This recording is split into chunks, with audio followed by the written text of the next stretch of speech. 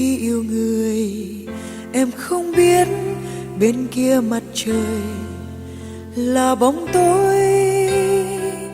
Em không biết trái tim mình rực rỡ như ngọc sáng và mong manh như sương chiều. Vì sao những người yêu nhau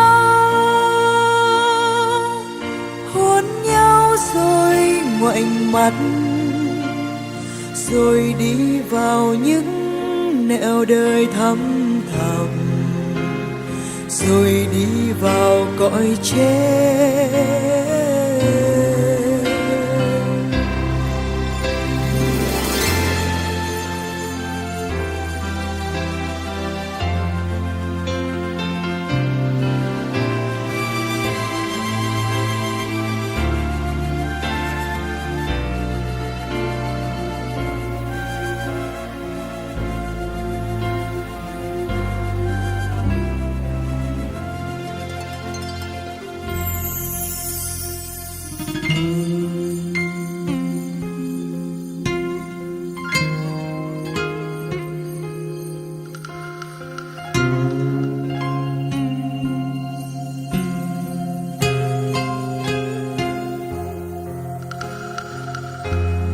Khi bừng nở dưới mặt trời, em không biết ngày mai người ta chôn sống trái tim mình, phủ đất đen lên trên ánh sáng, phủ bóng tối lên những ước mơ.